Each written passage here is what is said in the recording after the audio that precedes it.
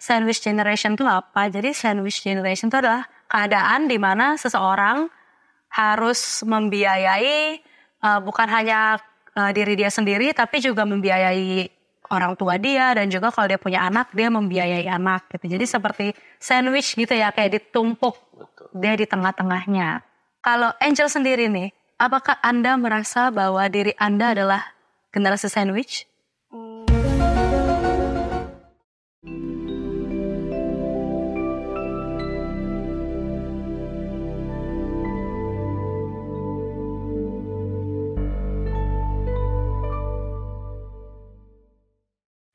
Shalom sahabat Yaski semua dimanapun kalian berada. Senang sekali bisa kembali nih bertemu, bisa ngobrol-ngobrol lagi di curhatseru.com. Nah, di episode kali ini kita akan ngomongin tentang sandwich generation. Nah, sebelum itu kita mau memperkenalkan dulu narasumber kita. Tapi sebelumnya kita perkenalkan dulu. Seperti biasa ada Bapak Epi. Halo. Selanjutnya nih yang ditunggu-tunggu, ada di sebelah kanan saya ada narasumber kita yang sudah cantik cetar badai, yaitu Angel. Baik, imut sekali ya teman. Bisa perkenalkan diri dulu, usia berapa ke teman-teman? Nama aku Angel, usia aku 23 tahun. Bekerja sekarang? Bekerja di Yayasan Yaski, bagian departemen accounting. Oke, accounting berarti ngitung-ngitung duit ya. Banyak duit. Banyak duitnya kan. Nah, biasanya kalau accounting gitu ngitungnya doang Pak, duitnya belum tuh. Oh gitu ya. Gitu sih. Semoga ada minat banyak uang ya. Amin. Jangan lupakan kami ya kalau banyak uang ya. Iya kan? Iya aja deh. Oke, langsung tentang sandwich generation. Mungkin ini istilah yang udah gak asing di kalangan anak muda, kayak di medsos juga banyak dibahas ya. Bagi teman-teman yang gak tahu mungkin sandwich generation itu apa. Jadi sandwich generation itu adalah keadaan di mana seseorang harus membiayai bukan hanya diri dia sendiri, tapi juga membiayai orang tua dia, dan juga kalau dia punya anak, dia membiayai anak gitu. Jadi seperti sandwich gitu ya, kayak ditumpuk, dia di tengah-tengahnya. Nah, kalau Angel sendiri nih, apakah Anda merasa bahwa diri Anda adalah generasi sandwich? Ya bisa dibilang. Iya. Iya, kenapa tuh? Bisa diceritain ke kami? Ya karena aku membantu. Aku gak sepenuhnya mungkin ya, tapi aku membantu membiayai kehidupan di rumah. Jadi aku gak hanya biayain diriku sendiri. Oke, berarti sejak kapan tuh mulai membiayai? Sejak aku kerja aja sih. Kerja udah berapa lama? Jalan 4 tahun. Oke, berarti lulus sekolah langsung kerja gitu? Ya, langsung bekerja. Iya. Dari, berarti membantu orang tua gitu ya? Iya. Tuh. Kalau dari 100% gitu, Angel bantu berapa persen tuh kira-kira?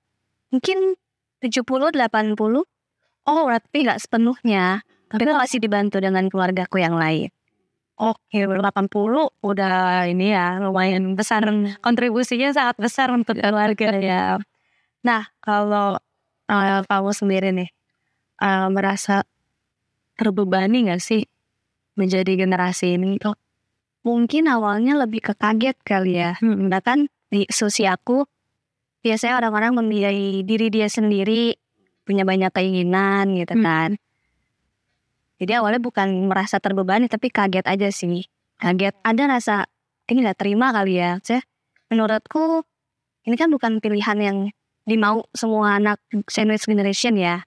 Ini takdir mungkin ya. Cuma kan Tuhan mentakdirkan kita di kehidupan yang seperti ini bukan tanpa tujuan. Si Tuhan punya maksud tertentu. Mungkin melalui kita, salah satunya aku, sebagai perantara Tuhan memberikan berkat ke orang-orang yang menerima itu. Menurutku gitu. Tapi aku gak merasa terbebani.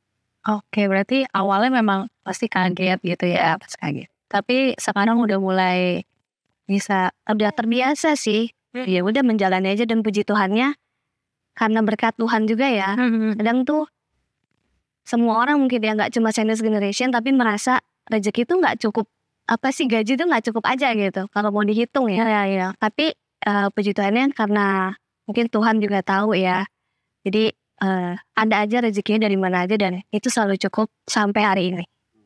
Oke, puji Tuhan. Tapi kalau aku boleh tanya lebih dalam lagi nih, kenapa sih kamu bisa di keadaan seperti ini? Apakah orang tua kamu tidak bekerja atau seperti apa? Sebenarnya bekerja, cuma pendapatannya itu bukan kerja kantoran, jadi hanya jualan online sih. Terus ya karena orang tua aku berpisah dan hanya tinggal dengan mama kan, jadi ya dan bapak juga udah punya keluarganya sendiri, makanya ya jadi aku yang maksudnya berbesar hati sih jatuhnya ya, bukan disuruh, tapi aku berbesar hati untuk ya karena aku pikir kalau bukan aku siapa lagi, kan aku anak pertama. Oke, anak pertama punya adik. Ini adik. Oke, jadi kamu mungkin sama adik kamu biayain sekolah juga atau? Ya. Oke, kelas berapa adiknya? Sekarang udah naik kelas SMK 2. Wah, SMK bentar lagi ya. Perjuangan dia. Iya. Oke, mungkin kita telah tanya Pak Epi aja. Sebenarnya wajar nggak sih Pak kalau kita di posisi seperti ini kita harus mau nanggung kehidupan orang tua kita, adik kita. Sedangkan kita juga kan masih muda, kita juga pasti punya kebutuhan kan, punya cita-cita segala macam. Kalau dibilang wajar, situasi memang seperti itu ya.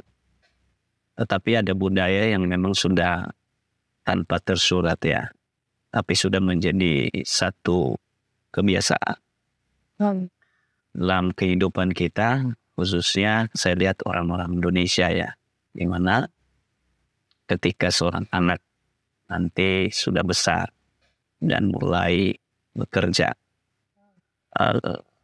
sebagian besar mulai mengambil bagian untuk membantu keluarga. Apalagi kalau keluarga itu sedang dalam kesulitan ekonomi contohnya. Dan dia orang tua punya tanggung jawab begitu banyak anak-anak. Dan karena keadaan-keadaan seperti itu, si anak melihat bahwa orang tua perlu dibantu. Dan mungkin terbentuk berpikir seperti itu karena ibu seringkali atau mama daripada anak-anak itu suka ngomong, saling bantu lah. Papa sudah tua gitu ya. Dan adik-adik masih butuh. Atau lain sebagainya. Sehingga terbentuk juga cara berpikir untuk mulai mengambil peran. Walaupun sebenarnya itu agak berat. Ya, karena memang masa-masa itu kan bukan masa-masa punya tanggung jawab seperti itu. Tapi tadi Angel berkata ini mungkin takdir ya. Artinya bahwa seseorang ditempatkan di tengah-tengah keluarga yang butuh kehadiran orang-orang tertentu. Ya. Jadi kalau dikatakan ini wajar, lihat situasinya. Ya kan? Oke, berarti awal-awal ketika Angel nih sudah lulus sekolah gitu kan, ada nggak omongan dari Mama Angel gitu kayak nanti bantu ya atau Angel benar-benar kesadaran diri penuh gitu? Oh, kayaknya sih enggak ya.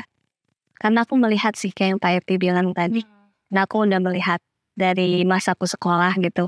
Mereka lihatnya kan nggak tega aja gitu loh. Namanya kan kita orang tua sendiri ya. Jadi ya dari sebelum ada omongan kayak gitu, saya sempat ada, tapi sebelum itu ada omongan, aku udah berniat dari hatiku sendiri gitu kalau ya nanti setelah bekerja aku mau gitu. Mau bantu. Berarti memang dari sejak sekolah gitu ya? Udah memikirkan hal itu? Iya, memikirkan doang sih. Cuman nggak tahu jalannya ya, dan puji Tuhan ya, Tuhan kasih jalannya sih. Tapi memang puji Tuhan selalu cukup ya Angel ya? Iya. Oke, jadi tapi suka nggak? Tetap bisa self reward atau gimana? Sih bisa. Terlihat sih Pak masih bisa self reward kan, rambutnya bisa mati suka. Iya, puji Tuhan berkas Tuhan ya. Ya, dari dikirim orang-orang sekitar ya, kayak Cinesi, Walsi, itu memberikannya bantuan-bantuan lah untuk aku gitu. Nah, itu aku juga bersyukur. Jadi nggak selalu dalam bentuk uang memang, tapi dari kehadiran mereka pun itu membantu aku dan teman-temanku yang lainnya pastinya ada ya. Berarti Tuhan memang memberikan lingkungan gitu ya, Ya, membuat Angel jadi lebih semangat. ya bisa sampai saat ini sih. Iya. Tapi pernah nggak Angel kayak di satu titik depresi gitu? Maksudnya kayak stres, aduh gue kayak sebenarnya ini uang bisa untuk gue ini, tapi harus ini gitu. Itu yang bilang tadi, itu mungkin di awal-awal. Karena kan ya itu yang rasa kaget itu ya, maksudnya ketika meskipun pada saat sekolah itu berpikir mau membantu, tapi kan ada ego ya dalam diri kita nih di umur segini, pasti ada egonya lah. Pengen A, pengen B, pengen C gitu, udah planning gitu kan. Tapi ternyata ada hal lain yang lebih penting yang harus dipenuhi. Dan puji Tuhannya sih, Tuhan kasih hati aku untuk bisa mengutamakan yang penting itu, bukan mengutamakan ego aku, keinginan aku yang mungkin menurut aku kalau itu nggak terpenuhi sekarang ya nggak apa-apa, buktinya sampai sekarang aku baik-baik aja gitu. Karena kemurahan Tuhan ya. Nah kalau kita nih Pak, sebenarnya sebagai anak gitu Pak, kita tuh sebenarnya seharusnya bertanggung jawab untuk orang tua itu sampai sejauh mana sih Pak? Kalau mungkin yang Alkitab katakan atau mungkin yang diajarkan dalam iman Kristen gitu, kita tuh sebenarnya harus bertanggung jawab untuk orang tua kita sampai sejauh mana sebenarnya? Ya, sejauh mana seorang anak bertanggung jawab untuk orang tuanya, ya kan? Itu menjadi pertanyaan. Itu proses ya. Jadi dimulai dari orang tua berperan membimbing dan mendidik anak, ya kan? Bukan hanya saja mencukupkan segala kebutuhan-kebutuhannya, tetapi ada nilai-nilai yang harus ditanamkan, baik itu kebenaran firman Tuhan, nilai-nilai keluarga, ya kan? Dan juga melatih dalam kemandirian, ya kan? Sehingga anak ini terbentuk. Nah, ketika ia terbentuk menjadi seorang pribadi di umur yang wajar, dewasa, maka ia akan juga belajar mempraktekkan nilai-nilai itu, ya kan? Nah, jadi sejauh mana seorang anak bertanggung jawab pada orang tuanya, memang begini ya. Beberapa hari lalu saya konseling seorang anak muda. Dia telepon dan dia berkata begini, saya sudah terlalu capek untuk kedua orang tuanya yang sudah usia. Capeknya karena mereka ini suka berantem. Dan lebih mereka pisah saja. Karena selama ini dia yang mendukung seluruh semua kebutuhan-kebutuhan mereka. Jadi biar mereka tenang, nanti saya bagilah harta ini untuk kebutuhan masing-masing. Ada anak yang sampai memikirkan hal seperti itu. Sepenuhnya karena siapa lagi kalau bukan dia. Ya kan? Tetapi ada nggak batas? Ya. Seorang anak pasti ada batasnya ya untuk kemampuannya. Tetapi untuk memberi perhatian kepada orang tua, itu sampai mereka dipanggil Tuhan juga. Maka perlu pembicaraan untuk hal itu. Ya. Seorang anak harus mengungkapkan isi hatinya, kemampuannya. Ya kan? Jangan disimpan sendiri. Karena kadang-kadang orang tua, kalau orang tua yang bijak dan mengerti.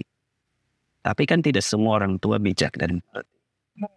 Ada juga yang kasus-kasus di mana mereka menggunakan kesempatan itu. Alasan sudah tua dan anak wajib untuk membantu orang tua. Sehingga dia tidak tahu usaha, tekanan, persoalan, pergumulan yang dihadapi anaknya untuk mendapatkan uang itu. Nah, seorang anak harus terbuka bahwa kemampuannya hanya sampai seperti ini. Dan nanti orang tua akan melihat hal itu dan mendengar. Dan pasti ada langkah-langkah yang akan muncul. Apakah orang tua akan menahan diri dalam menggunakan ya setiap uang yang diberi dengan bijak ya menggunakannya. Atau ada hal-hal lain yang akan ditempuh. Ya, jadi sejauh mana seorang anak ya secara perhatian itu terus ya sampai mereka. Tapi bicara tentang finansial tadi, maka seorang anak harus juga bisa mengungkapkan, terbuka. Jangan malu. Ya, jangan merasa orang tua nanti takut tersinggung, tidak. Tapi perlu, karena si anak kan harus mempersiapkan masa depannya juga. Iya. Ya. Ya, berarti butuh keterbukaan. Butuh keterbukaan. Apakah salah satunya mungkin keterbukaan gaji kita Ya, apa? perlu. Kalau Angel sendiri terbuka nggak sama orang tua? Gaji Angel berapa gitu? Iya, aku udah lama saling terbuka. Biasanya wanita dengan wanita Iya. mudah terbuka ya. Tapi banyak juga kan kayak orang yang nggak mau terbuka. Mungkin ada beberapa alasan. Satu, nggak mau orang tuanya khawatir. Kan ada juga yang kayak, udah mama nggak usah pikirin kebutuhan mama, pokoknya aman gitu kan. Ada orang yang nggak mau terbuka karena itu. Atau enggak, ada juga yang kalau orang tuanya tahu malah morotin. Kan ada juga ya beberapa kasus gitu. Apakah kita berarti harus lihat karakter orang tua kita juga ya Pak? Atau seperti apa? Iya bisa, tapi maksud saya tadi dalam keadaan situasi seorang anak. Kemampuannya kan. Iya. Kadang-kadang kan menutupin tetapi ternyata kemampuannya tidak seperti itu. Akhirnya menjadi terbebani. Jadi dianya terbeban sendiri gitu karena. Ya kan? Betul. Karena ada juga orang tua yang memanfaatkan. Ya, anak saya ada uang gampang nanti. Ya kan? Dan ada kebutuhan-kebutuhan yang memang tidak perlu ya. Seperti contohnya merokok ya. Iya. Kadang-kadang kan seperti itu. Jadi orang tua akan bijak. Oh ya berarti aku harus mengurangi ini, mengurangi itu. Ya perlu ya anak terbuka sama orang tuanya. Dalam hal tertentu ya. Terbuka. Dan oh ini kemampuan saya soalnya sampai seperti ini. Ya yang dijaga di situ bukan hanya saja masalah keuangannya. Tetapi kan bisa terjadi konflik ke depan. Ya kan? Ada titik jenuh di mana seseorang akan berkata, aku sudah melakukan ini. Sayang sekali kalau kita mengungkit-ungkit yang sudah kita lakukan. Hanya karena persoalan-persoalan yang tidak dibenahi dari awal. Ya kan? Lebih baik jujur, tapi itu akan membuat langgeng ke depan. Berarti tadi kalau dari sisi Angel sendiri kan sudah bisa menerima dengan sukacita kalau walaupun harus membiayai keluarga gitu. Iya. Tapi Angel punya pasangan kah? Pacar gitu? Iya, kenapa?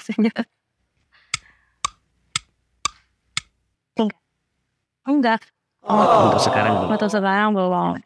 Saya kan aku baca di ini sih, kayak di sosmed ya, di Twitter gitu Pak. Banyak kejadian ketika seseorang mencari pasangan, dia nggak mau pasangannya itu adalah generasi sandwich. Ada beberapa orang yang seperti itu gitu kan.